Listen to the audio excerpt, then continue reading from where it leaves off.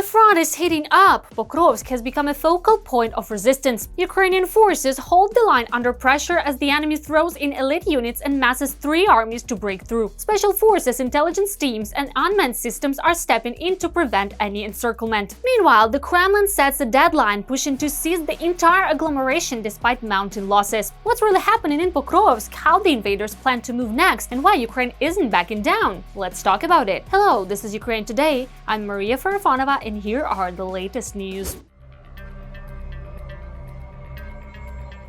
Ukraine's defenders continue to hold their ground. Intense urban fighting is ongoing in Pokrovsk, said Artem Propilnov, head of the communications unit of the 155th Separate Mechanized Brigade. The enemy is attempting to infiltrate urban areas with small assault groups and apply heavy fire pressure. They are using drones, reconnaissance, and artillery. In the past several hours, we have repelled several attempted advances.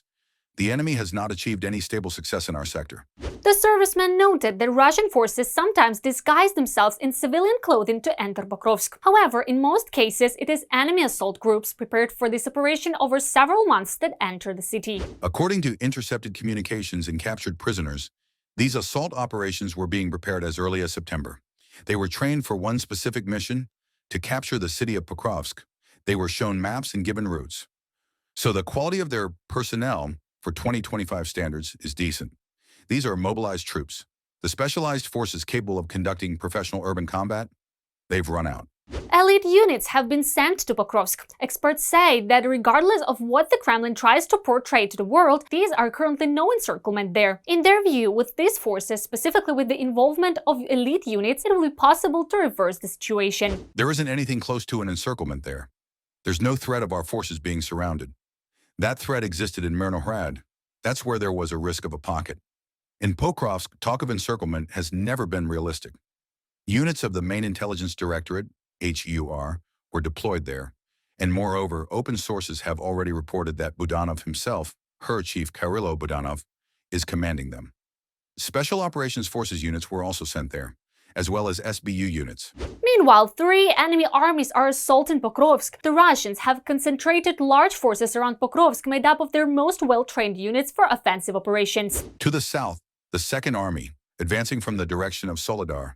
From the north, the 51st Army, which bears the main effort. This is a Russian formation made up mostly of people from the occupied Donbass. They're the ones the Russians care about the least. And operating there as well as the 8th Army. He also commented on the capabilities of Ukraine's defense forces to counter the Russians. He highlighted the capabilities of the armed forces, unmanned systems forces, but added that other units should remain the primary force of resistance. People are the main factor here. Unlike previous battles, Bakhmut, Avdiivka, the Russians learned that lesson and now operate in assault unit formations, like special forces in small groups. That requires a high degree of command and communications complexity for these units. He says that is precisely why a decision was made to deploy Special Operations Forces, Ukrainian Special Forces, to this sector. Urban combat requires highly trained special forces. And the fact that both the Special Operations Forces, SSO, HUR Special Forces, and a number of other special purpose units have been deployed to Pokrovsk indicates that the fighting in the city will continue, and the outcome remains unpredictable. It has also become known that Russian dictator Vladimir Putin has ordered his troops to capture Pokrovsk, Myrnohrad, and the entire Pokrovsk agglomeration by November 15th. This was stated by Mykola Malomoush, former head of Ukraine's Foreign Intelligence Service and General of the Army of Ukraine. Putin's strategic objective is to show that he will seize specific territories and, accordingly, boast to Russians and to partners, especially after the shift in Trump's position and his meeting with Xi Jinping, that he will be the one setting the terms. According to him, the next objective, if the occupiers capture the entire Pokrovsk agglomeration, would be a further advance toward Konstantinivka and Kramatorsk. He believes Putin will try to achieve this goal by any means necessary. Putin continues to strike civilian areas, showing that he will continue destroying Ukraine's infrastructure, energy system, and citizens. There is no alternative. Russia spreads lies in every possible way, but the truth always breaks through. In Kupiansk, Ukrainian defenders are holding their positions under constant fire, repelling assaults and protecting the lives of civilians despite the enemy's relentless attacks. The situation remains tense yet controlled thanks to the professionalism and resilience of our troops. Watch the full report to see what is really happening in Kupiansk and how Ukraine's defenders continue to stand strong on the Eastern Front. Fighting for control over the city of Kupiansk, a major transportation hub in the Kharkiv region, continues. The situation in Kupiansk remains difficult, but these days there is more control on our side. We continue to defend our positions. Against this backdrop, Russian propaganda has once again released another batch of fakes. The bunker dweller claimed that Ukrainian troops in Kupiansk are surrounded and blocked. In the city of Kupiansk and in the city of Krasnoarmeysk, the enemy, as it turned out, was effectively blocked and completely surrounded. By the way, I have discussed this particular issue with the commanders of the relevant operational group. They have indicated that they are not opposed to allowing media representatives, including foreign journalists, to enter and observe the situation within the enemy's encirclement zone, provided that all necessary security measures are taken. Ukrainian journalists, so that they could go in and personally witness with their own eyes what is happening there and see for themselves the actual current condition of the Ukrainian troops who are currently surrounded. And so that the political leadership of Ukraine would make the appropriate decisions regarding the fate of its citizens and its servicemen. But these statements have nothing to do with reality. This is the painfully familiar old Kremlin tactic: media blackmail and an attempt to demoralize Ukrainian society. As of today, I believe that the situation has been stabilized. And I hope that our security and defense forces will be able to do everything to ensure that Kupiansk is not captured by the enemy. In reality, this is not an encirclement, but rather heavy local fighting. The main direction of the occupiers' attack is not Kupiansk itself, but Kupiansk-Vuslovye.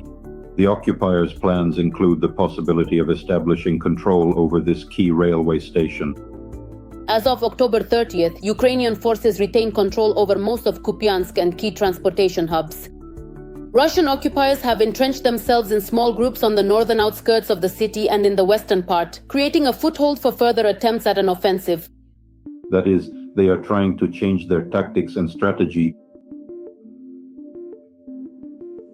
of combat operations in urban environments.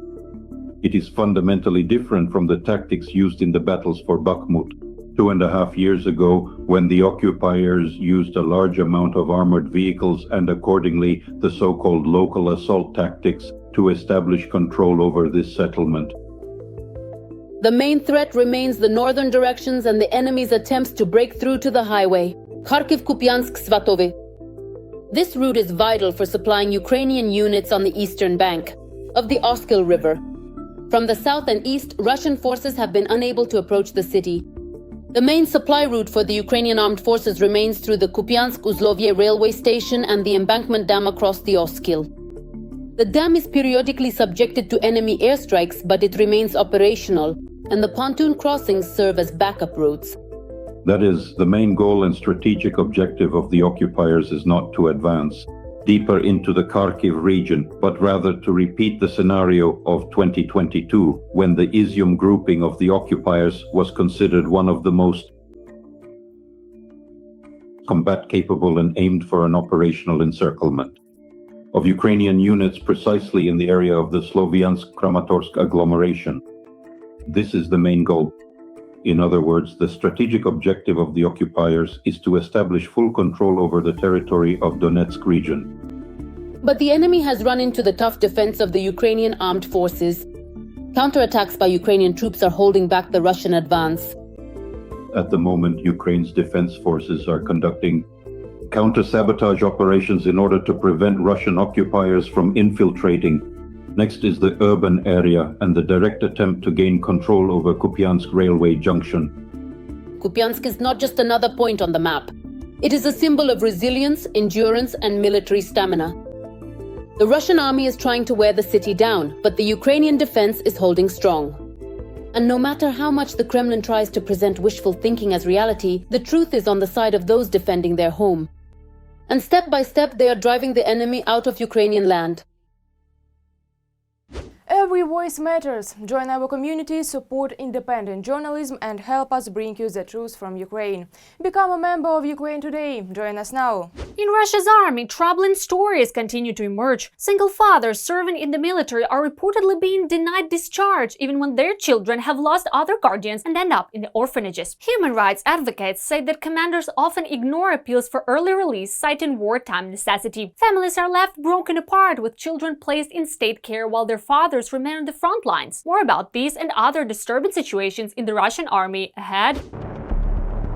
The wounded and maimed are sent into assaults, and those deemed undesirable among the military are simply eliminated. And if someone doesn't want to sign a contract, they'll end up signing it anyway. But the newly minted soldier only finds out about this after the fact. It's also nearly impossible to resign from the army. Even single fathers, who by law should be released without issue, are denied discharge. During this time, their children are simply placed in orphanages. According to the single fathers interviewed by Verstka, commanders may initially just refuse to accept the resignation report, denying discharge verbally. If the documents are accepted, they might get lost, but the servicemen continue to serve while their children temporarily stay with relatives or are placed in orphanages. So it turns out that with a living parent, the children are orphans. But really, what can you say about discharging a healthy man when even severely wounded soldiers aren't written off in the Russian army? They looked at us and said, "What's with the healthy guy with no leg?" "Oh, that's a leg, a leg. Even though the call sign is sky, it's a leg. He's been sitting here for days too, doing fuck all." What was I trying to say with that? They came in, looked around, asked who we were, why we were here, and were told the reasons. "All right, guys, got it." And then they left. These occupiers will soon be sent on their final meat assault. The fact that some of them are missing limbs doesn't concern anyone. Their commanders just use them as disposable cannon fodder. Some occupiers still believe the state will help them, so they complain to the Kremlin ombudsman about being denied medical care or receiving poor treatment. The number of such complaints has quadrupled in 2 years, from 459 to 1,976. The applicant's husband, after receiving treatment at a frontline hospital, was sent to a military medical commission to determine his fitness for military service. Upon arriving at his military unit to receive the order for the medical commission, he was sent to the front line. Since May 2024, he has been listed as missing in action.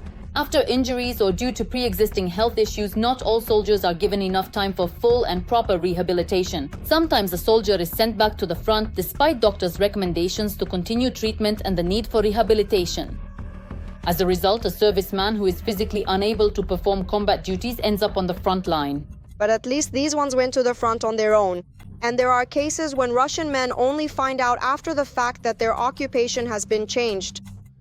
Black recruiting, yes, black recruiters. They've turned into slave traders. We basically have slave trading going on, supplying people to the front. Everyone, without exception, ends up getting caught in this. Cerebral palsy, mental illnesses, missing limbs, all of that is nothing and will be put to use in the Russian army. The local administrations, of course, know all about it and even encourage and assist. In my home village of Cherkasy, they got a guy from Siberia drunk, married him off to an elderly woman of loose morals and low social responsibility. Then they sent him to the front. He died there. And now they're claiming the compensation as his wife, even though he never even saw her in his life. His commanders can help with the elimination of such a Russian soldier. The occupiers complain that unwanted SVO soldiers are often sent on suicide assaults. One of these roles during an assault is called a beacon by the soldiers. The occupier is sent without a weapon or body armor to expose the firing positions of Ukrainian troops. You just run in one direction with no way back. There's a blocking detachment behind you. They don't let you go back. Your only chance to survive is to get wounded and be taken prisoner like... The occupiers admit not only to commanders eliminating their own kind, but also to the killing of civilians. A Russian soldier recounted how his commander entered the wrong coordinates, which resulted in an artillery strike on a village. Many people were killed, including children. The soldier only found out about what happened after the administration of the so-called LNR complained to the command. Basically, they mixed up the Grad and Uragan targets. They were called the same by grid squares. And the idiot who was on duty at the council, he just basically mixed them up. The captain was in charge. Why should I care? They just give me the numbers to call the battalion commander. So he says, "How are the stats?" Fine.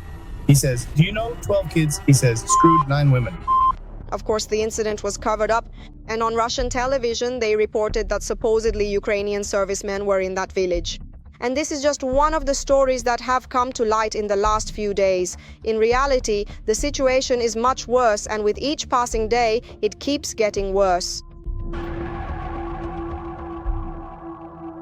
What do you think about the latest events? Share your opinion in the comments, like the video, and stay informed about the main headlines. More to come?